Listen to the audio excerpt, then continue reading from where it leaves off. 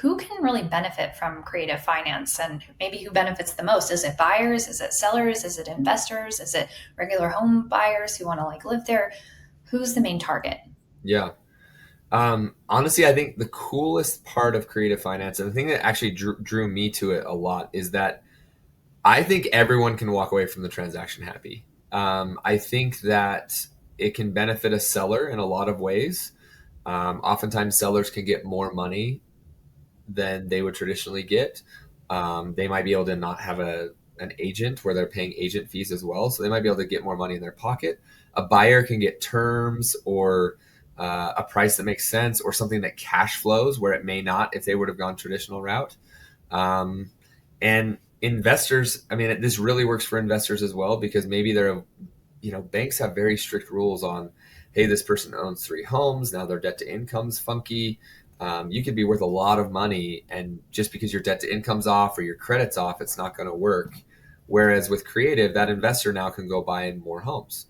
I know with me and some of my partners, we own a couple homes, but if we were to go to the bank right now to get a loan, they wouldn't even show up as us owning them, because they're owned in an LLC, or their own, we're taking over someone else's mortgage. So there's a whole bunch of different things, but I think everyone can walk away a win-win. My friend has this saying that I love so much, is he says with creative finance, he doesn't have to be a shark when it comes to real estate. I like that. Everyone can walk away happy. I like that.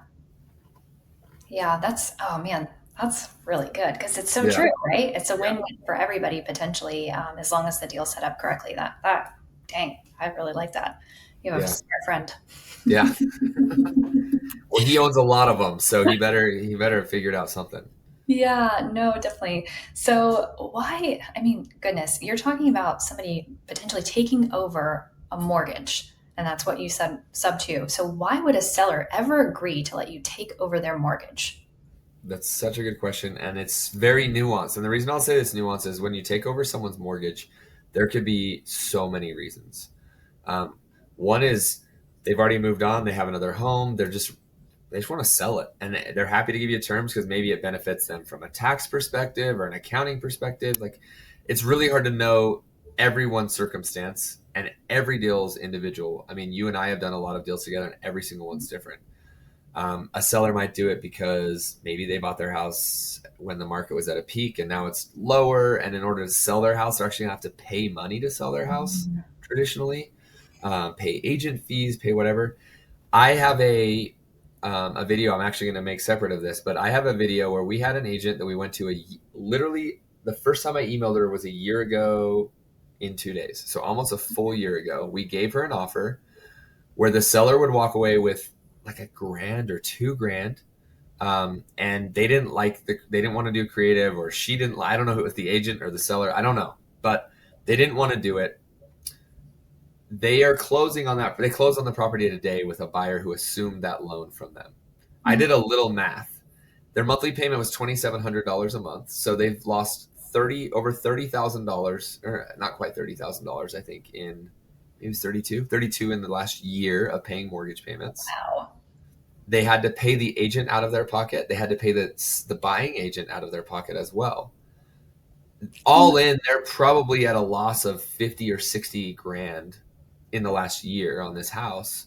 That had they done the creative deal last August, they probably would have walked away with 2 or 3 grand and been able to just move on. They've already moved, they've already done all the things. So they're a perfect example of a situation where creative would have saved them 50K.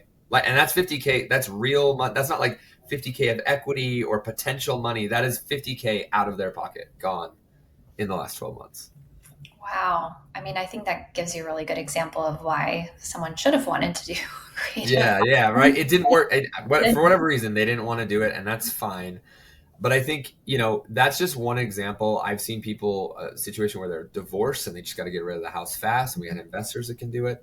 So there really is a lot of reasons someone would do it, and we could literally make a list all day long. Like, this is a reason. This is a reason. They moved. A lot of VAs. This is another great one. We see a lot of VA veterans or active military. They get transferred to a new base. They bought a house, and a year later, they're kicked across the country to a new base, and they don't know what to do with that house. Maybe they could rent it. Maybe it won't rent.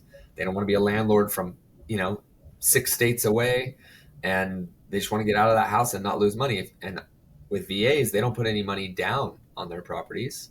And so odds are if they've only owned it for a year or two, they're probably a little bit underwater when they try to sell. Yeah, and I think most people forget, let's say you buy a house for $500,000 and you don't put any money down because you have an awesome VA loan. And then let's say the next month you have to sell it. And let's say you're able to sell it for 500,000. You're like, yes, okay. I mean, man, I bought it for 500. I'm selling for 500. I'm like, not out any money. False.